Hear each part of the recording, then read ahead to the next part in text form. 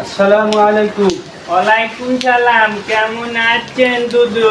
আছি ভালো দুদু, আপনি এই লাঠি ঠেঙ্গা লই যান কই? কা দুদু আমি খবর হলেন নাই? কি খবর আবার? ও কোন কি কলোনিতে আসলেন না? না বাবা, আসলাম না, কয়দিন একটু গেলাম। তাই হলেন সুখবর। ওই সাইমন রেহার বলে হচ্ছে সেনাবাহিনীতে চাকরি। ওই যে আমনগো বাড়ি পুকুলে। ওই যে খাডো হয় হয়। আর ওই যে সেনাবাহিনীতে চাকরি। আর এখন চিন্তা ভাবনা করছি, দেখি পুরো বয়সে টেরাইল দিয়ে যদি আমার চাকরি দেওয়া হয়, সাইমনের যখন হয়েছে। আপনার হইতে পারে, একটু বুড়ো হয়ে গেছে। আর চাকরি হলে কেমন দুধ আমি হেই তো করতে পারি না। মামা খালু আছে ওর। হ্যাঁ থাকতে পারে, শুনছি ওর বড় চাচাই বলে সেনাবাহিনীর কি আনলে কাম্পাউন্ডার তো মরছে।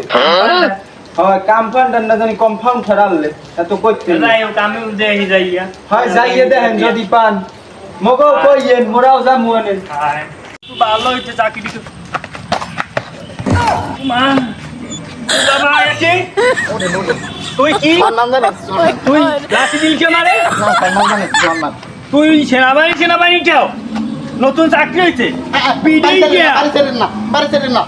তাই হনো বাবু, বাপ বাড়ি দিলাম না, তোমার চাকরি দইলে কি রমে? টেবিলের নিচ দিয়ে মাল হালাইছি আর উপরে টেবিলের উপরে খাড়াইছি। ওরে বাবা, তাই আমার কি হইবে এই বুড়ো বয়সে? তোমার যখন চাকরি হইছে আমি যাই। কি রমের কি টেয়ারিং টুরিং দেয়?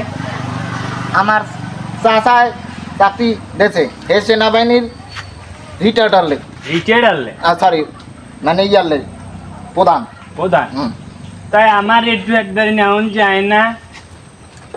আপনার ঝুরঝুরে দিয়ে দেছে।